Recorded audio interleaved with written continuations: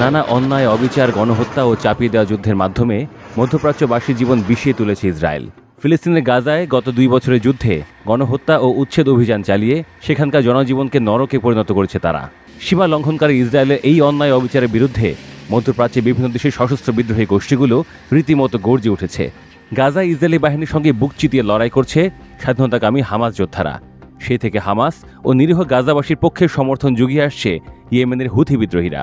দখলদার ইসরায়েলি বাহিনীর গণহত্যার প্রতিবাদে একের পর এক মিসাইল ও ড্রোন হামলা চালিয়ে আসছে তারা। তাদের হামলায় মাটির নিচে বাংকারে লুকাতে বাধ্য হচ্ছে ইসরায়েলি দখলদাররা। সাম্প্রতিক সময়ে ইয়েমেন থেকে ইসরায়েলি ভূখণ্ড লক্ষ্য করে মিসাইলে বন্যা বইয়ে দিচ্ছে হুথি বিদ্রোহীরা। ইসরায়েলের হামলায় হুথির প্রধানমন্ত্রী আহমেদ গালেব নাসের আল রাওয়াহি সহ কয়েকজন শীর্ষ নেতা নিহত হওয়ায় এই পদক্ষেপ নিয়েছে তারা। সোমবারও লোহিত সাগরে ইসরায়েলি মালিকানাধীন একটি তেলের ট্যাঙ্কারে মিসাইল হামলা চালিয়েছে হুথি। এর মধ্যেই আবারও ইসরায়েলকে কঠোর হুঁশিয়ারি দিয়েছে তারা।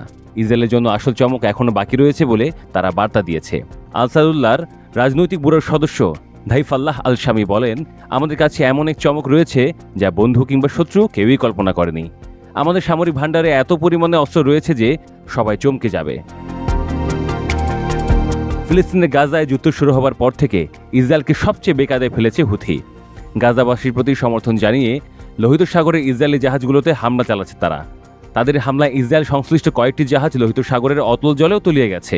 এমনকি তাদের ভয়াবহ এই হামলার ভয়ে ইসরায়েল থেকে ব্যবসা গুটিয়ে নিয়েছে আন্তর্জাতিক প্রতিষ্ঠানগুলো। এতে করে ইসরায়েলের গুরুত্বপূর্ণ ইলাদ বন্দর পুরোপুরি বন্ধ হয়ে গেছে।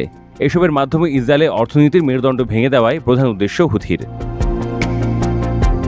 গোষ্ঠীটির রাজনৈতিক ব্যুরোর সদস্য আল শামি জোর দিয়ে বলেন, ইসরায়েলের বিরুদ্ধে বড় ধরনের যুদ্ধ চালানোর জন্য আমাদের কাছে যদি আরও রসদ থাকতো তাহলে আমরা সমুদ্র পার হয়ে ফিলিস্তিন পৌঁছে হলেও তাদের পাশে দাঁড়াতাম।